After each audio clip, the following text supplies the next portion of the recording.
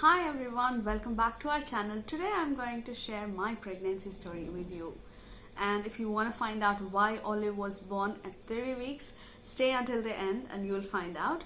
If you haven't subscribed to this channel, please do subscribe and like this video if you like it and share it with your friends. Thank you. To begin with my medical condition, I have PCOS since 11 years and I have thyroid since 2 years. So it was practically impossible for me to conceive in a natural way. So we have consulted a gynecologist here in my hometown, and he has given me a progesterone cycle, and I have used one cycle but I did not conceive at that point of time, and I was quite disappointed about it.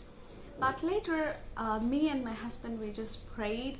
Our entire family prayed for us, and surprisingly I didn't even know that I was pregnant until I was 4 months pregnant.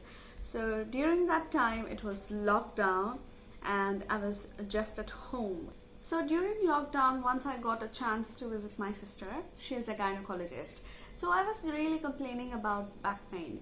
So my sister guessed that it might be pregnancy, and she told me to have that pregnancy test. And I said, no, it's quite impossible. I just couldn't be pregnant because practically I didn't have my periods. It was irregular and I had so many issues already. So it was practically impossible and I didn't have any hope. But she insisted me to do that test.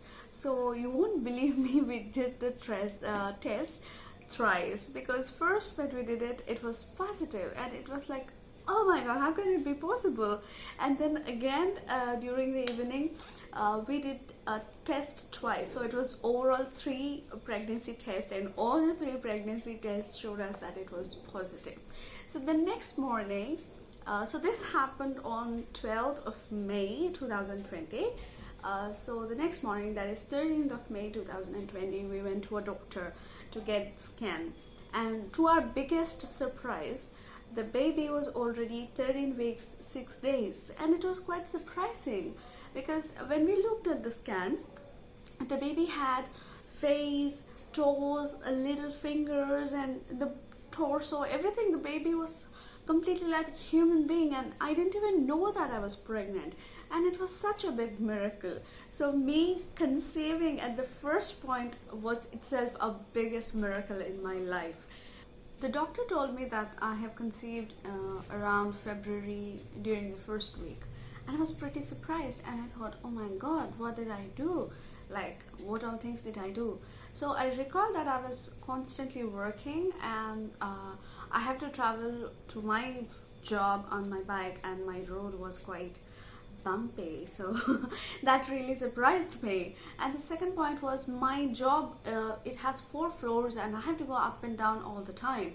So I had to carry loads and loads of books with me and carry up and down using the stairs. We do have a lift, but I never used to use it. And I was thinking, what terrible things did I do? And then thinking about the lockdown, we had a servant before, but during the lockdown we have stopped our servant because of obvious reasons, and I did a whole entire household work like cleaning, washing. My daughter is crying. Please excuse me. During the lockdown, we have stopped our servant too, and to all the foreigners who don't know, in India we often do have servants because we don't have dishwashers and we don't often use washing machines. So at that point of time, I didn't have any washing machine at my home, nor did I have any vacuum cleaner. So I have to do it everything manually, manual cleaning, manual dishes, and manual cleaning of my clothes, washing my clothes. So everything was a lot of physically hard work, and it was a lot of strain on my abdomen. So when the doctor told me that I was already pregnant at 4 months, I was thinking, thank God nothing happened, because I didn't know I was pregnant and I did not use any medication, and I just ate normal, I just slept normal, nothing new. But the thing was, I was quite happy at that time because it was all holidays and you have to just stay at home, and I was not really worried about that coronavirus because it was very minimal at that point of time in India. So that's how it started. When I came to know that I was pregnant, I was at my sister's place, so I stayed back there, and the second trimester was quite blissful. I was looking beautiful, I was confident, and you could see all my pictures that I look lovely, and I loved it. The second trimester phase was fantastic, and I really had good time at that point of time. I started using medication, and I had progesterone shots because they said that my, I don't remember what was that. I had some progesterone shots just in case to support my pregnancy throughout, to carry on till the end. But a very surprising fact, on the very first scan, I think on the second scan, my radiologist has told me that I may have a condition called preeclampsia, that is having a high blood pressure. So she just told me to relax and try to control my BP as much as possible, and I didn't eat much spicy food or salty food. I was just working online teaching, and I just led a normal life. I didn't do anything extra special. So during my 7th month, I came back to my place. That's my hometown in Warangal, and then everything was normal. Everything was just going on fine. I was still working. Everything was just normal. My pregnancy was fantastic until the almost the end of 7th month. I was really feeling happy. I was confident. I was doing all my works. I was still working online, teaching online. One day, and suddenly, I don't know what happened, but my face was completely swollen and my feet was swollen, and I drastically increased weight. So my sister came to visit me, and she observed me. As I told you before, she's a gynecologist, and she said there is something wrong. There might be an increase in your BP. Go check it. So I went and I checked. It was around 140, 150. So I thought, it's just a digital meter. So digital meters always have some up and down. So it might be just around 130. So I visited my doctor, and she just was very angry and upset about it, because it's not good to have high BP during pregnancy. So when I visited the doctor, it was around 130. So she said, once you reach 140, we'll start medication. And then I came back home, and she told me to have regular checkups of my BP. And every day when I used to check my BP, it was 140, 150, 160. And we didn't believe that it was that high, because I didn't have any physical symptoms as such. I was as normal as I am now. I was quite happy too. I mean, no shivering, no nothing, no giddiness. So I didn't feel any symptoms. So I thought the digital meter was always wrong. But one fine day, I didn't feel good. I had severe headaches. For around 3 days continuously, I had severe headaches. So I thought this is high time that I have to go and visit a doctor. And I went to the doctor. She told me to admit in the hospital immediately.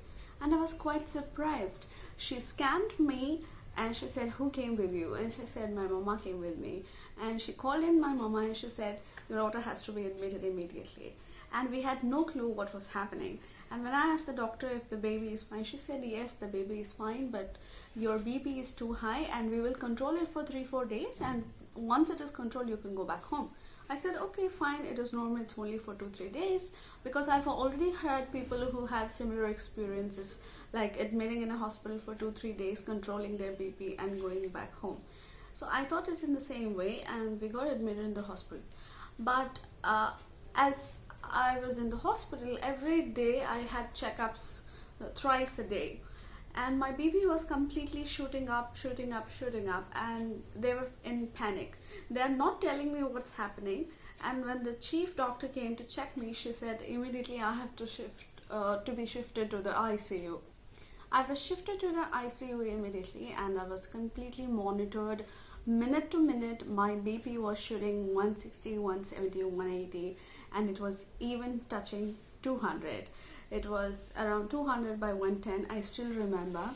At that point of time, the doctor was so nervous. She called up my sister. My sister came there, and they were both discussing in the middle of the night at 2 o'clock, because I had severe headache. No other symptom. I just had headache, and my complete body was swollen. It was very terrible. But I didn't have symptoms like giddiness or vomitings or any of such kind. So she discussed with my sister. She said to have a scan done. So the day before, that is on 3rd September, I went to get a scan done, and in that scan they told me that the blood flow from me and the baby has stopped. I don't know since when it was stopped, and it is such a big miracle that my baby still survived, because there was no blood flow and there was a cord around the neck, and my BP was too high and the baby was still okay. So then we came back to the hospital and she said, maybe it is a time for you to get operated or get a C-section done, and we have to get the baby out so that you and the baby both can be safe. So I had no issues in that, because I was pretty confident that nothing happens, and I said, okay, fine, I will be ready by tomorrow. And she said, okay, by tomorrow 9 o'clock we'll be having a surgery. So the next morning, exactly at 9 o'clock, I had a surgery done. You have come so far with me in this video. Please do consider to subscribe to my channel and like the video if you like it, and please continue to watch it until the end. So finally in the morning, I was prepared and I was taken into the hospital, into the operation theater, and then sharp at 9:55 my baby Olive was born.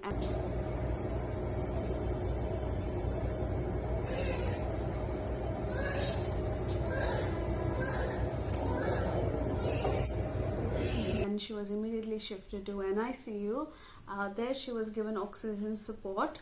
The greatest miracle there is, both me and my baby are fine, perfectly healthy.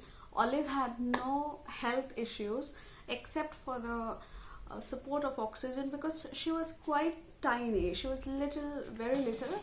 She just needed oxygen support for 5 days, and then she was able to breathe on her own. So my whole pregnancy and delivery and Olive, everything was a miracle, and I really thank God for giving me this such big testimony to share it with everybody. I give all glory to God, because He has done so many miracles and He has showered us with so much blessings. I can say that my pregnancy itself, the whole story, is a miracle.